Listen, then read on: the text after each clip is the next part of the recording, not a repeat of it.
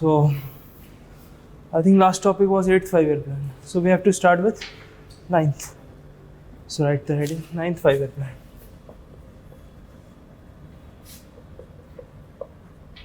The time period was 1997 to 2002.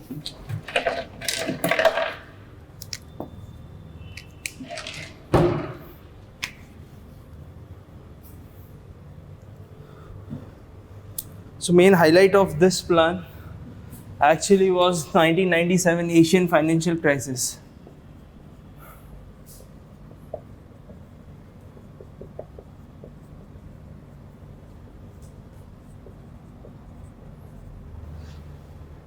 Just for this topic, write Asian financial crisis. I'll explain when I will teach balance of payment, the outflow of capital, etc. So there were two main reasons. So you write first one.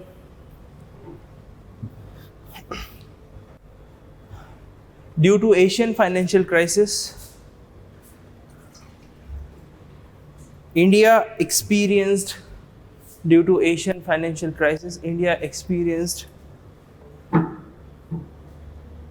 decline in trade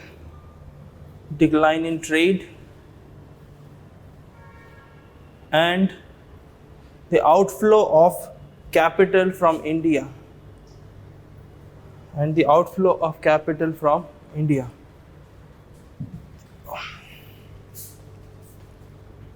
Clear? The most important after this external crisis, we have second generation reform.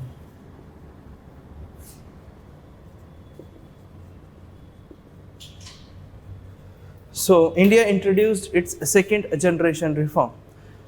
Now first generation reform is referred to 8th 5-year plan, that is after economic crisis. Whatever we have initiated, it was come under the ambit of first generation reform. Now this is the first time we have initiated second generation reform. First generation reform means reforms which are initiated for the first time in the history of economy. Second generation reforms are those reforms which is there to support the first generation reform. Getting my point? Like for example, we have industrial reforms in the year 1991 by introducing trade liberalization, by reducing a lot of tariffs and duties, by abolishing the MRTP Act. We'll discuss in industry module. So after that, what happened? Second generation reform was needed in order to support first generation reform. So first generation reform is industrial reform, second generation reform means labor reforms.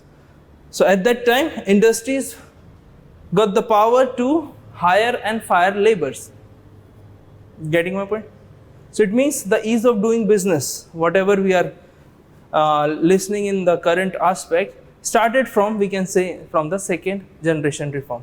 So second generation reform includes, you write, second generation reform includes labor reforms, so that industries will get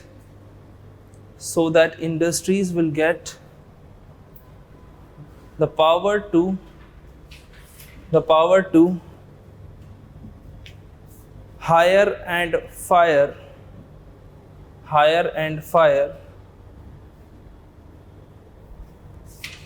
the laborers.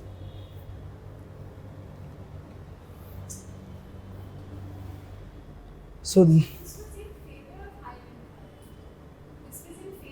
yes, this generation reforms. Other reforms like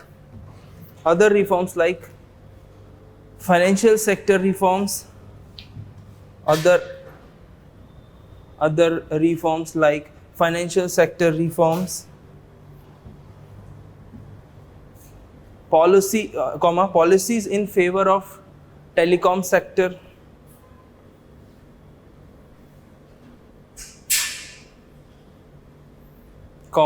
government gave boost to service-based industries.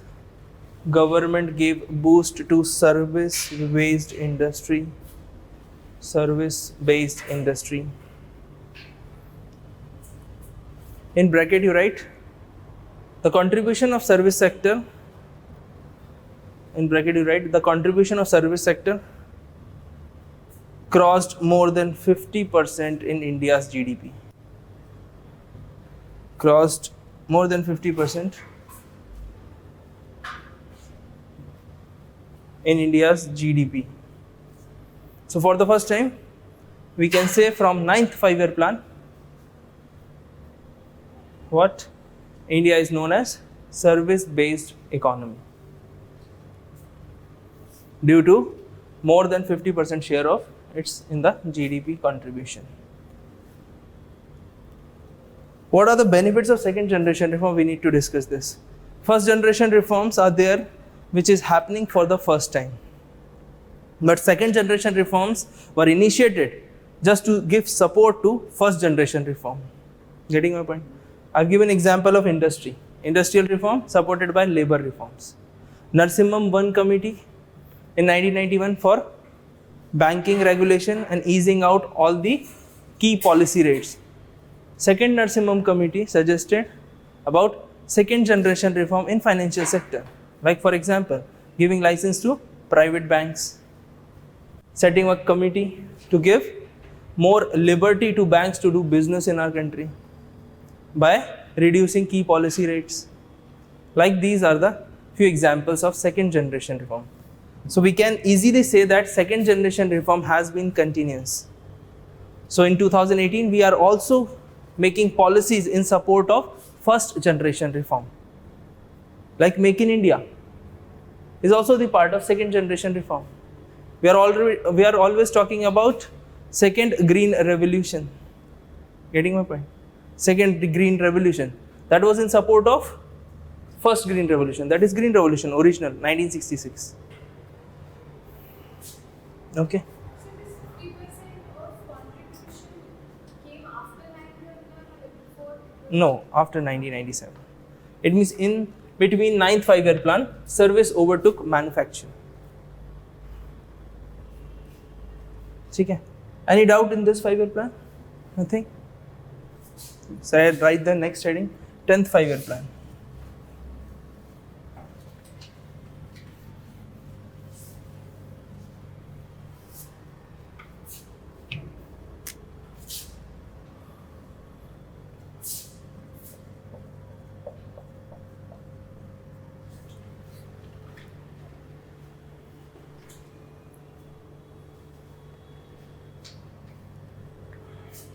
So this 10th 5-year plan, we can say, is the most successful 5-year plan in the history of planning. Why? Because we achieved a lot of heights in this period. So in this 5-year plan, we have achieved 8% growth rate in industry, 10% growth rate in services. Although agriculture production went down.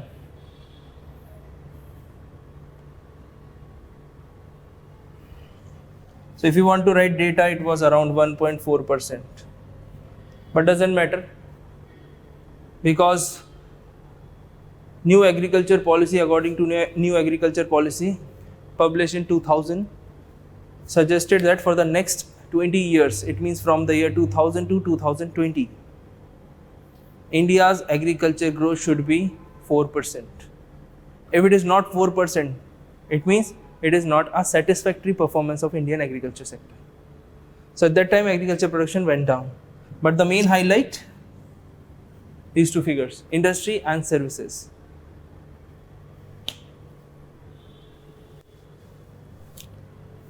So in this 5-year plan, 10th 5-year plan, India experienced a lot of foreign capital inflow. Foreign capital inflow means India was receiving dollars. Why? Because of a boom happened in Western capitalist countries like United States and European Union. Internet boom in the year 2000, that finally collapsed in the year 2007-8. Subprime crisis, we'll discuss that crisis in 11th 5-year plan. So now the main highlight is industry and services grew at a rapid pace, almost a vertical growth. So everything looks like going in a right direction. So write few points for this. 10th 5-year plan witnessed 10th 5-year plan witnessed huge capital inflow. 10th 5-year plan witnessed huge capital inflow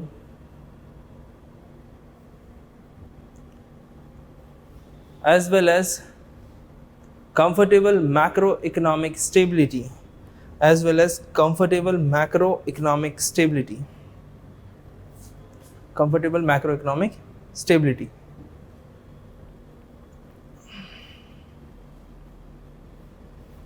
Full stop. Next point. Service-based industries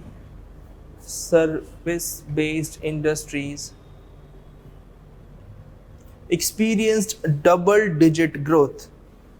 In bracket you write 10%. Experienced double-digit growth.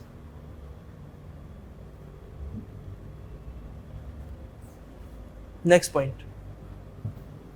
Due to measures adopted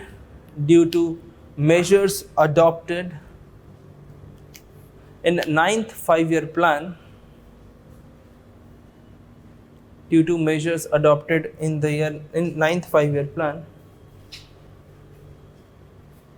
industrial sector experienced a high growth rate of 8%. Experienced a high growth rate of 8%.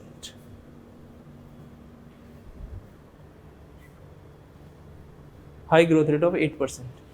Full stop. Next point. Measures taken to control twin deficit. Measures taken to control twin deficit helped India to improve and revive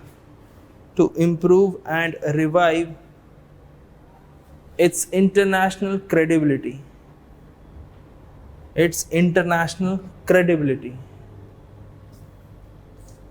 First stop.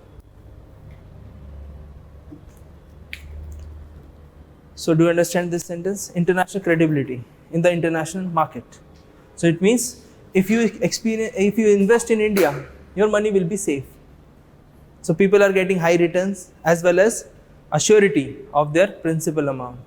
That is the main important part, because we have written one line in 1990 economic crisis that the crisis eroded India's international credibility.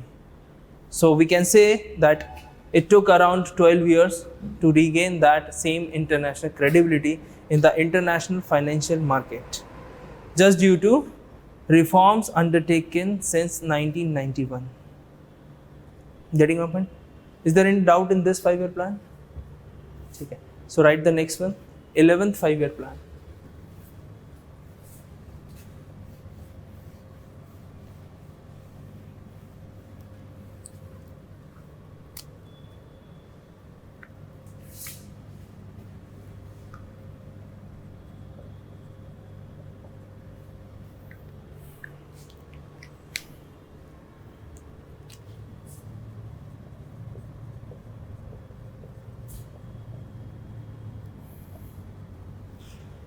For the first time, the term inclusive growth introduced in the planning process. Be careful about words. Introduced in the planning process. So for the first time, inclusive growth, the concept of inclusive growth introduced in the planning process. What do you mean by inclusive growth?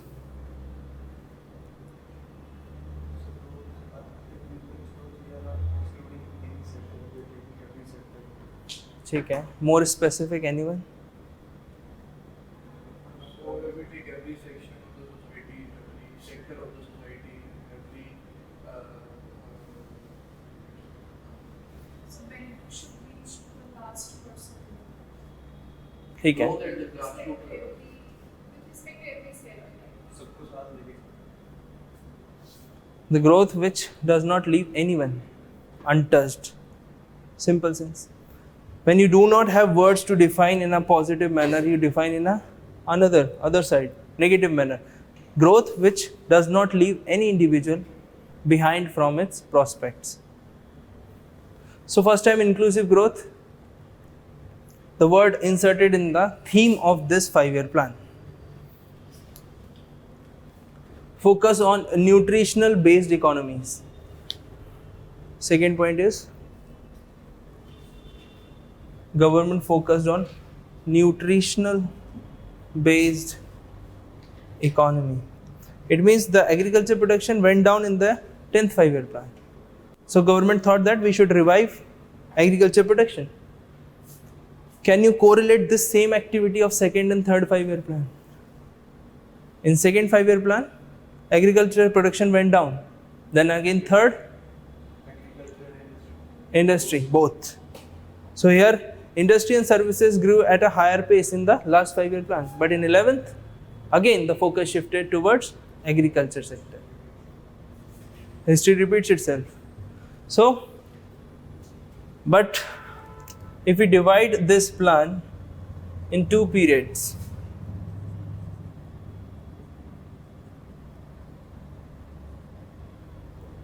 (2007 and 2010 to 2010 and 12). Why I am breaking this plan into 2 periods?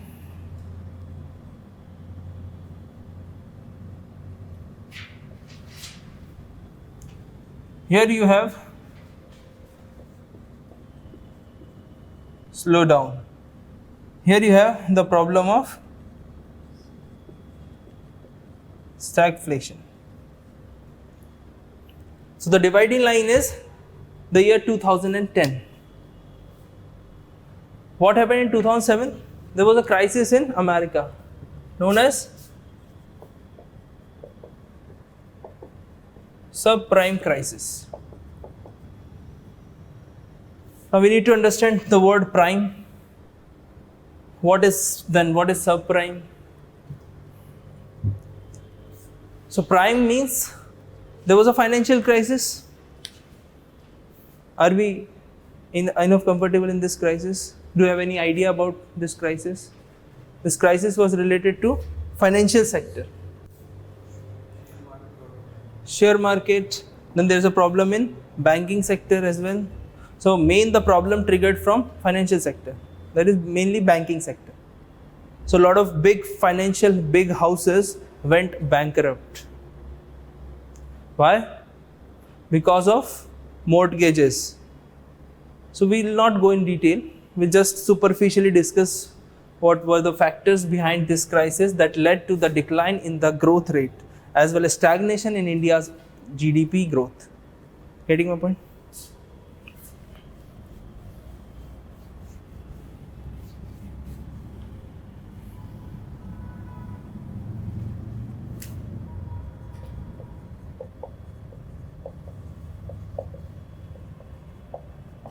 This is the part of 11th 5-year plan, our discussion of 11th 5-year.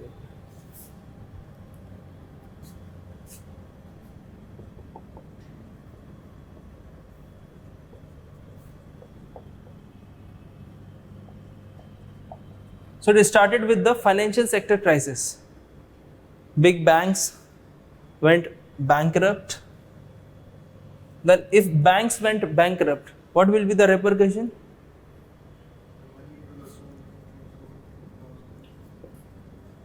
Withdrawal of investment.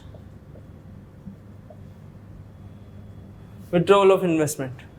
Whenever you will experience withdrawal of investment, it means it is connected with if American people withdrawing their investment from India, you will experience outflow of capital. Outflow of capital. So whenever India experiences outflow of capital,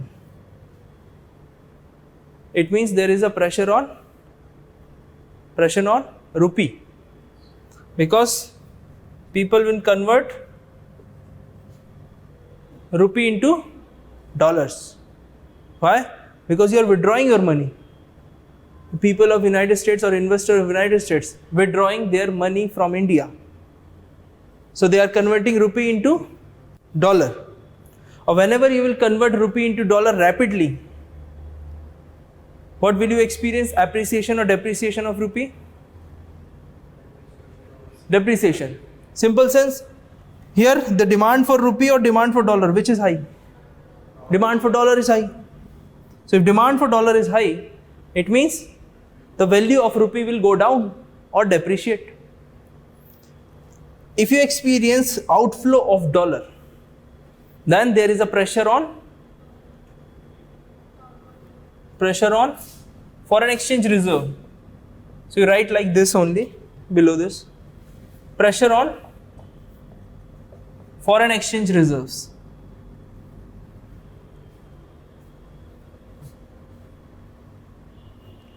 Whenever you will experience pressure on foreign exchange reserves, it means the outflow of dollar. Getting my point? Listen carefully. Outflow of dollar. Investors asking for dollar and giving rupee to RBI. So what will happen to money supply in economy?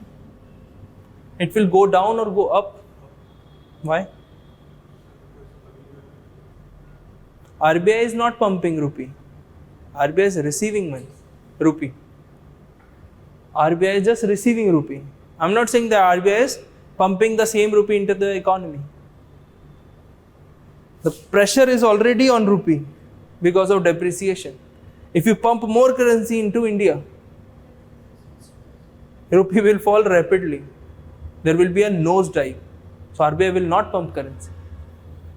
So money supply will go down. Yes. Whenever money supply will go down, what will happen? Huh? Inflation. Deflation. आप क्या बोले? So final result is deflation. We'll discuss this term in today's class. Next module is inflation. So if you understand this simple, what we can say, flow chart, you understand the repercussion of subprime crisis. I'll make you write in a paragraph form also. Just write like this. So had subprime crisis to do anything with the property planning or like it's the same question. Triggered from housing sector, real estate sector. Mortgages, CDOs were distributed, but that was not our concern. Our concern is simple: what was the impact of subprime crisis on India? So I have explained the impact of subprime crisis. After the class, I'll explain you the total background of the crisis.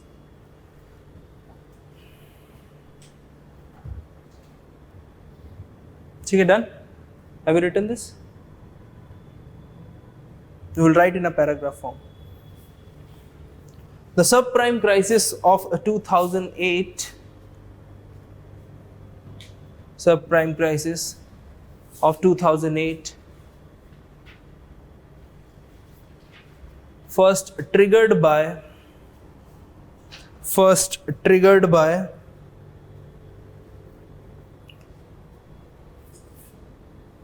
default of big financial institutions,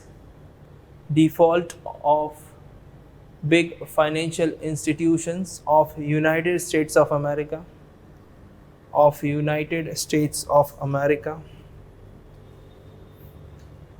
full stop.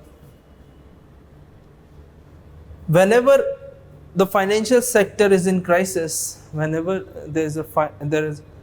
financial sector is in crisis, investment dried up in the economy. Investment dried up in the economy. Investment dried up in the economy. That ultimately led to withdrawal of investment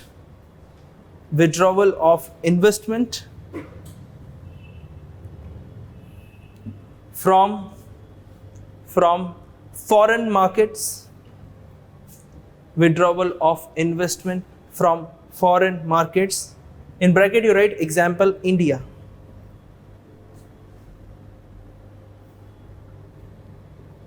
First off, this withdrawal of investment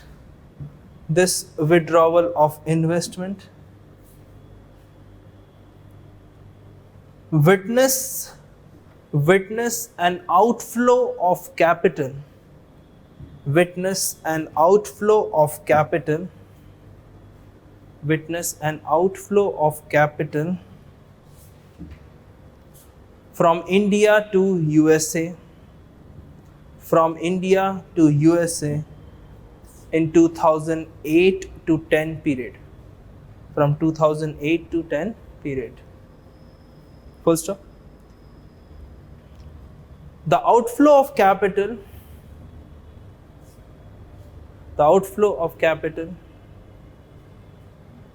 led to the increase in the demand of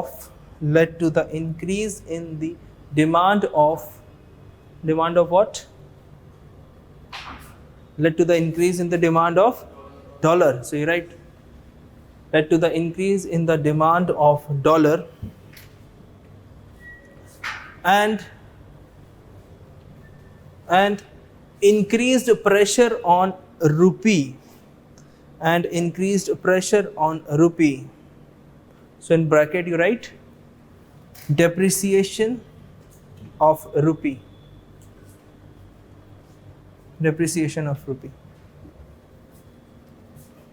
First stop. Demand for dollar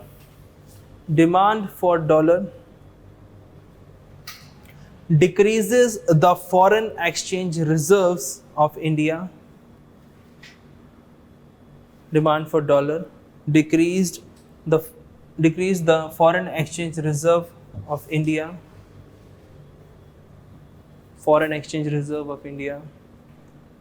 Which ultimately led to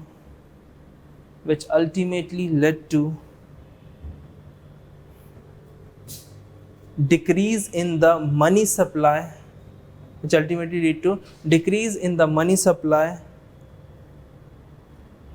in domestic economy. Domestic economy means Indian economy. Okay? So in bracket you write Indian economy.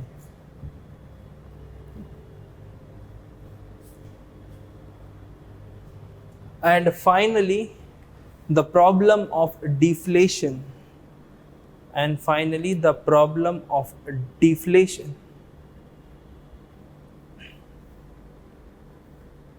Resurfaced again.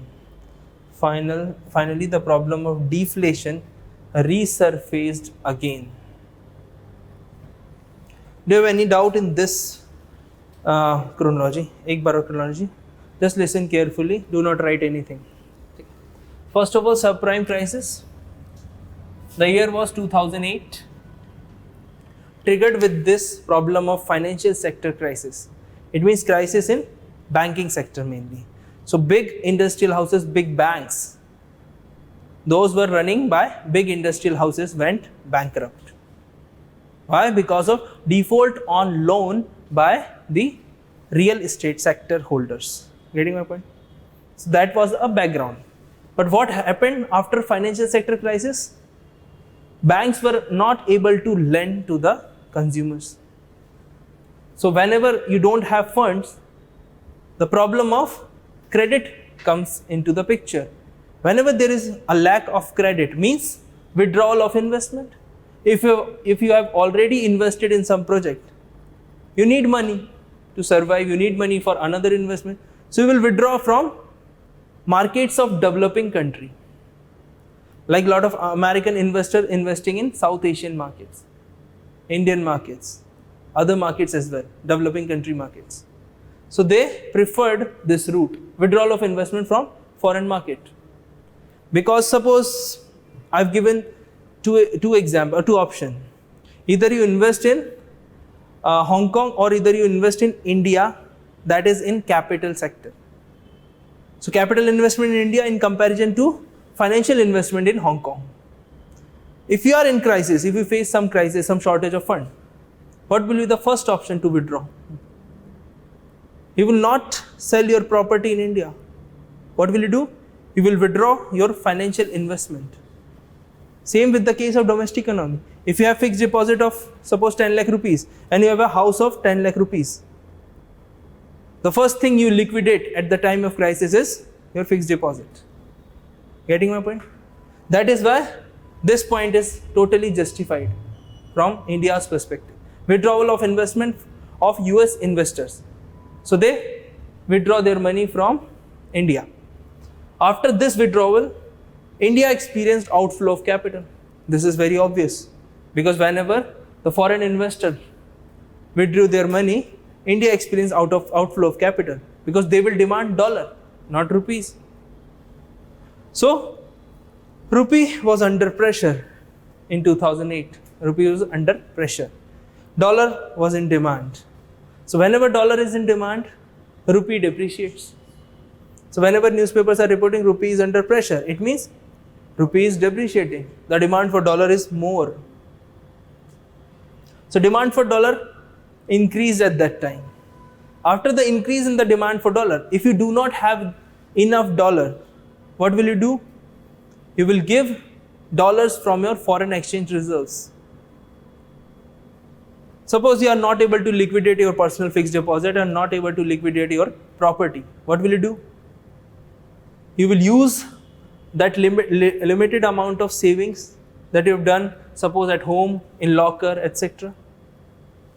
Because you will think that this is a perfect option because if I break FD, I have to sacrifice some interest rate. Getting my point? Safe option to cover this mismatch of dollar and rupee is to pay from your foreign exchange reserve. So our foreign exchange reserves were around $240 billion at that time. Went down to around $90 and $100 less from 240, so around 150. What happened after foreign exchange reserves? It means those American investor was giving rupee to RBI in exchange of dollar. It means lot of rupee went back to Reserve Bank of India. So whenever there is a withdrawal of rupee from domestic economy, you will experience shortage of fund in the domestic economy. And the same rupee is with now RBI. Getting my point? Whenever RBI is having enough rupee, RBI generally pumped the same currency into the economy. But here, there was not an option. Why? Because if you pump the same rupee into the economy again, rupee will go haywards. It will be a nosedive for rupee because rupee is already experiencing depreciation. Or whenever you will increase the money supply in the domestic economy, so money supply of rupee in India is more in comparison to dollar. So again the pressure on rupee. So the safe option is to keep that rupee with RBI. So after then what happened? Money supply decrease. Whenever you will experience money supply decrease in the money supply, obviously you will experience deflation. I'll explain what is deflation. Getting my point? Can we relate this to the trade war and the depreciation starting currently? Can we face the same thing? Yeah, no, but situation is less worse now. Like, I'll connect this same story with this current aspect. Okay, listen carefully. Again, the problem is same, outflow of capital.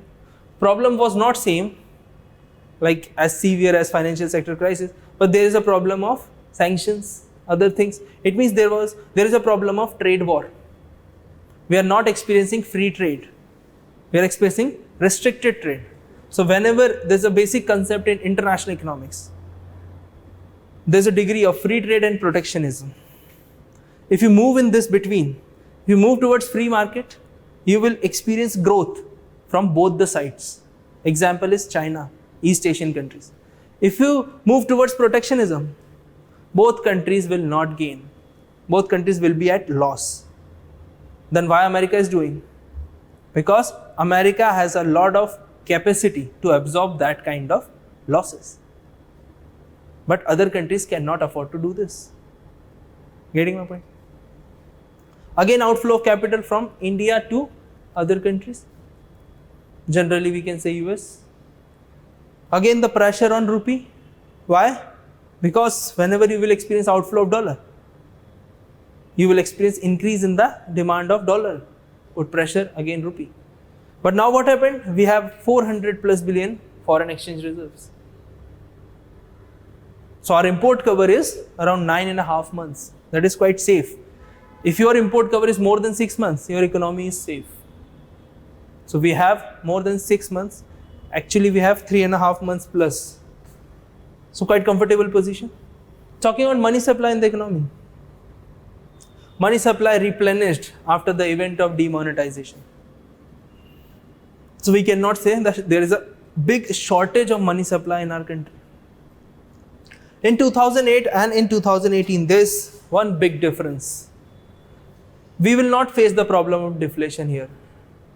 Because at that time, Indian economy was running at the back of investment. Getting my point? At this time, Indian economy is running at the back of consumption expenditure. Now, I will ask any doubt in these two terms: investment driven economy and consumption driven economy. Consumption driven economy is simple here. Private investment is still low in our country.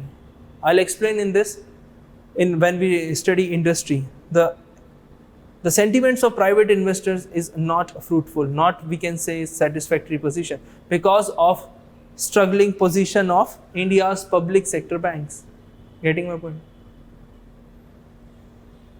So if you experience this kind of crisis, if you will not be able to control financial sector crisis, your economy will not able to sustain.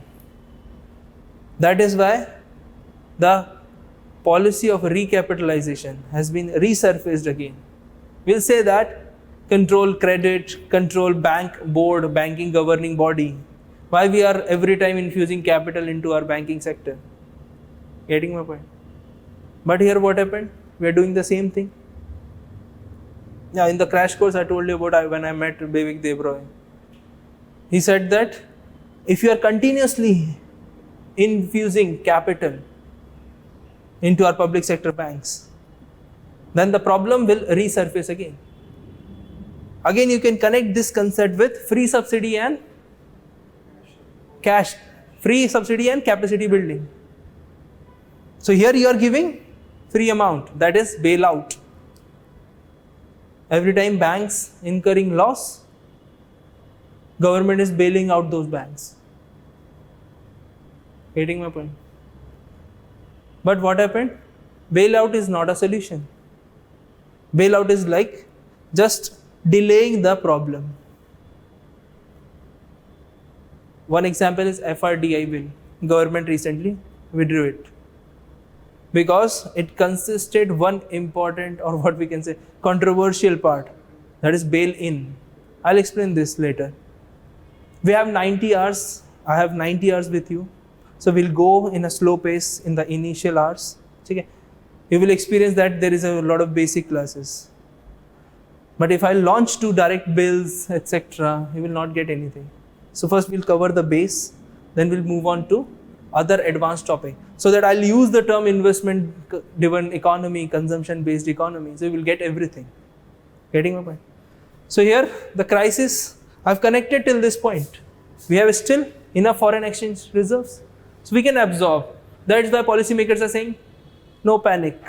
Everything is at ease.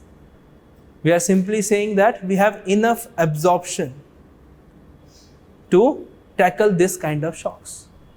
Or actually rupee is at new normal. If you see the data of rupee, it was around 67, 65, 68, 67. The appreciation of rupee experienced in the last 9 to 10 months, that was abnormal. That was abnormal. Now rupee is back to the normal position of around 67, 68. Although it went 70.08, all-time low. or in intraday, when we say the fluctuation in a day, it was 70.40, almost 70 and a half. But there is no sign of worry because crude oil prices is still in a comfortable position when we compare crude oil prices in 2008. So in 2009, 2010, crude oil prices went to $147 a barrel. Now we have around 75, almost half. So we can simply say, in 2008 to 2010-12 period, the problem is stagflation arises. I've already told you about. Then what happened? The import of gold hiked at that time. Now we are not experiencing import of gold. So this is also one of the better condition. So still, we can say by this August 2018, we are in a comfortable position with this trail of a rupee. Getting my point?